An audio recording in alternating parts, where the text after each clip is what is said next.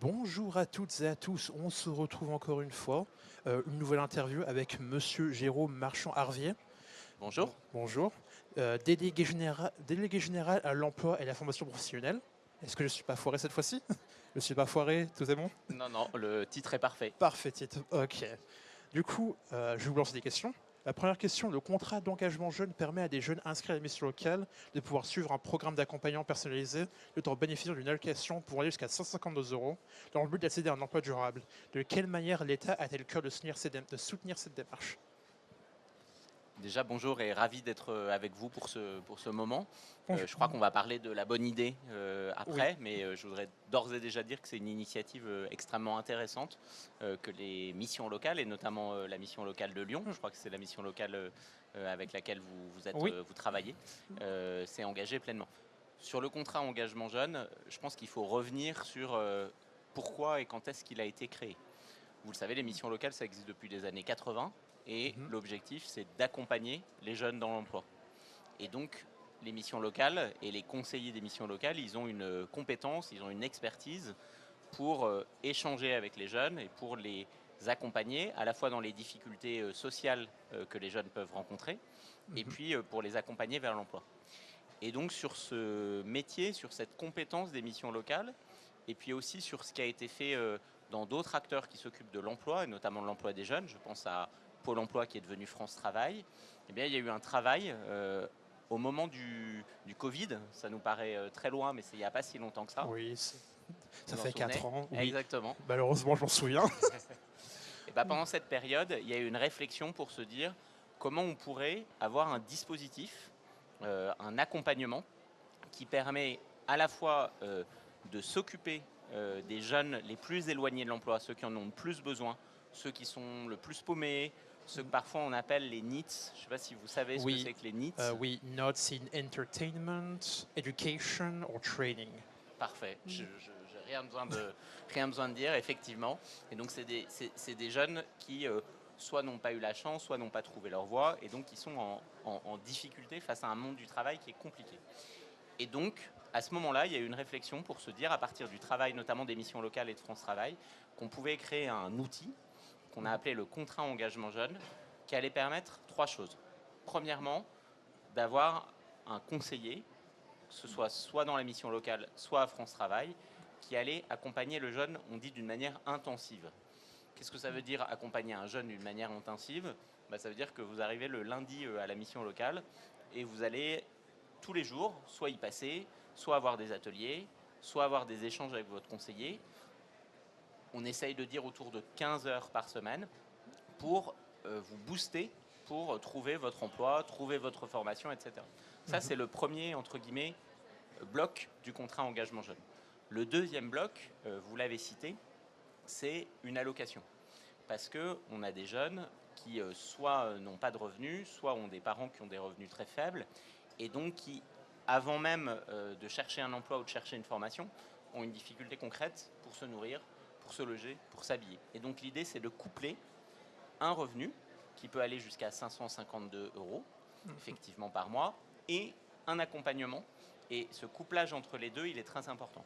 Et puis la troisième brique du contrat engagement jeune, c'est ce qu'on appelle parfois du droit et des devoirs, c'est-à-dire un contrat entre le jeune et son conseiller qui va l'accompagner, notamment dans les missions locales, pour dire ok, on t'accompagne à fond, ok, si tu as besoin d'une allocation, on te passe une allocation, mais on va tous les deux se mobiliser et tous se mobiliser pour que ça marche et pour que ça te permette de retrouver soit un emploi, soit une formation.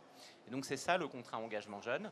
C'est pas quelque chose de complètement nouveau, mais c'est quelque chose qui a été conçu pour être encore plus efficace que ce qui existait avant. Et qu'est-ce qu'on peut dire aujourd'hui, à peu près 3 ans après? On a environ 300 000 jeunes en contrat engagement jeune par an. C'est à la fois beaucoup, c'est un dispositif qui marche bien, dont toutes les agences de France Travail et toutes les missions locales s'occupent. Et puis surtout, parce que l'objectif c'est que ça marche, qu'est-ce qu'on constate? C'est que les jeunes qui passent en contrat engagement jeune, eh bien plusieurs mois après, 6 mois après, il y en a environ 55%, c'est-à-dire un peu plus d'un sur deux, qui a retrouvé un emploi. Et donc ça, c'est une capacité à mesurer que ce dispositif, grâce à l'engagement des jeunes, grâce à la mobilisation des conseillers des missions locales et de France Travail, eh bien, il fonctionne, même si on peut encore mieux le faire fonctionner. Mais c'est un dispositif important que l'État a travaillé avec la France Travail et les missions locales, et donc auquel on croit beaucoup. Ok. Merci pour la réponse. Du coup, deuxième question. Créée en 2021, la chaîne Touch la bonne idée, ici, comme vous voulez voir ici, Shadow de la bonne idée, merci de nous avoir, est une nouvelle plateforme d'expression pour les jeunes des missions locales. Selon vous, pourquoi est-ce important de soutenir l'expression des jeunes sur des plateformes numériques comme Twitch? Alors, je crois que premièrement, cette bonne idée, elle vient de Provence-Alpes-Côte d'Azur. Donc, comme j'ai travaillé 3 ans à Marseille, je suis assez fier que ce soit, je crois, les missions locales de la région de Provence-Alpes-Côte d'Azur qui aient eu cette bonne idée. Quand cette idée elle a émergé, tout de suite, l'État, avec ce qu'on appelle le rassemblement des missions locales, c'est-à-dire l'Union nationale des missions locales, on s'est dit qu'il fallait la soutenir. Pourquoi on s'est dit qu'il fallait la soutenir? Parce que moi, je trouve qu'il y a 2 choses intéressantes dans la bonne idée. La première, c'est un lieu, un média dans lequel les jeunes s'expriment, participent, s'emparent de sujets qui les concernent en premier chef. Alors là, aujourd'hui, vous interviewez un moins jeune, mais normalement, j'imagine que dans la bonne idée, déjà, c'est des jeunes qui les animent, et puis deuxièmement, vous avez essentiellement des échanges, des interactions avec les jeunes. Et donc ça, cette capacité qu'ont les jeunes à s'emparer des sujets qui les concernent, on trouve que c'est quelque chose de très important et très positif.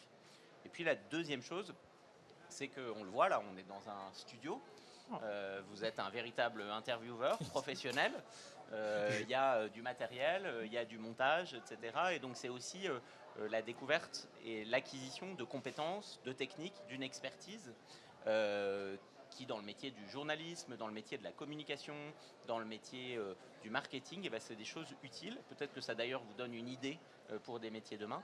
Et donc tout ça, moi je trouve que c'est quelque chose de très positif. Et on est à la fois très content d'avoir soutenu cette idée, la bonne idée. Et par ailleurs, on est très content qu'elle ait essaimé partout en France, puisque aujourd'hui on est à Lyon et c'est la mission locale de Lyon qui anime entre guillemets la bonne idée aujourd'hui. Mais je crois qu'il y a 80, c'est ça? Oui, 80. Missions locales qui sont des acteurs de la bonne idée. Donc je pense que c'est quelque chose d'extrêmement positif. Ok, parfait. Pour la réponse, je ne suis pas un professionnel. Je ne suis pas un professionnel. On dirait un vrai professionnel en tout cas. Je dirais pas tellement. Et bref, dernière question. Vous le savez, les jeunes ont des profils très diversifiés en matière de compétences et de recherche d'emploi. La mission locale prend en compte ces qualités pour proposer un meilleur accompagnement. Pensez-vous qu'il est important aujourd'hui pour trouver un emploi d'être très bon dans un seul domaine ou d'être suffisamment bon dans multiples domaines? Peut-être qu'on peut commencer par où on est ici. Ok. On est à Lyon, en plein cœur des WorldSkills, qui sont une compétition internationale sur les métiers. Oui. Et dans cette compétition, on a quoi? On a 1400 jeunes qui vont montrer l'excellence dans des métiers très très différents, les métiers de la joaillerie, les métiers de la pâtisserie, les métiers de l'aéronautique, etc. Et puis on a aussi, au-delà de ces stands, je crois plus de 50 000 scolaires, qui sont collégiens ou lycéens, qui viennent découvrir ces métiers. Pourquoi je parle de cet événement, qui est un peu les Jeux Olympiques de métier, qui se passent en France et dont on peut être fier? Parce que je crois que c'est un des éléments de la réponse à votre question. Moi, je pense que la première chose, avant de savoir s'il faut être bon dans un métier, dans 2 métiers, etc., c'est de découvrir toutes les opportunités, toutes les chances, toutes les vocations qu'on peut avoir. Et je crois que des lieux comme ça doit faire naître des vocations. Et pardon de cette banalité, mais la première chose qui est importante avant d'acquérir des compétences, avant d'être bon, c'est d'aimer ce qu'on fait. J'imagine que vous, quand vous avez fait un stage, etc., il y a des choses que vous avez aimées et que vous n'avez pas aimées. Je ne vais pas vous demander ce que c'est. Si. J'ai fait un stage le troisième. En troisième, j'étais dans un hôpital. Et vous avez aimé ou pas? J'ai aimé l'hôpital. Je suis ressorti plus traumatisé que quand j'étais entré. Je ne parlerai pas de ce que j'ai vu, mais... Pour prendre un exemple et pour continuer sur votre exemple, quand on va dans un hôpital, effectivement, on peut aimer ou pas aimer, non pas aimer ce qui est fait, c'est formidable ce qui est fait dans un hôpital, mais aimer passer du temps avec des personnes malades, les écouter, etc. Et donc, bref, je pense que la première chose qui est importante, c'est d'aimer le métier. Et donc, c'est ce qu'on appelle l'orientation. Et ça, je crois que c'est important. Deuxièmement, qu'est-ce qu'on voit aujourd'hui dans notre société, et vous le savez aussi bien que moi, c'est que le monde, il change vite. Et donc, peut-être que dans le temps, on était formé pour un métier, puis on allait faire ce métier toute la vie. Aujourd'hui, ça change vite. Il y a des enjeux ou des évolutions, Internet, la transition écologique, etc., qui fait que probablement ce qu'on va apprendre à l'école ou dans ses études, eh ben, ça va nous servir pour notre premier métier, mais pas forcément pour notre deuxième, et on va changer de métier, etc. Et donc je pense que ce qui est important, c'est pas forcément, pour répondre à votre question, d'être bon dans 2, 3 métiers, mais c'est de savoir et de se préparer à ce qu'on puisse acquérir des nouvelles compétences tout au long de la vie pour changer de métier, soit quand on en a envie, soit quand la situation économique et sociale il fait qu'on va changer de métier. Donc je crois que c'est ça la clé. Et je pense que nous, l'État, les missions locales, l'éducation nationale évidemment, eh bien on doit accompagner tous les Français et particulièrement les jeunes à cette nouvelle réalité. Ok, parfait. Je suis à court de questions. Merci beaucoup d'être venu ici, c'était un honneur. Merci à vous, je crois qu'on a été trop rapide, trop court, mais en tout cas J'en c'était ai absolument aucune idée. Apparemment, on était bon. formidable. Apparemment, on est bon Eh ben, niveau temps. merci à vous, c'était très intéressant. Mais du coup, merci beaucoup et au revoir à tous et à toutes. Merci.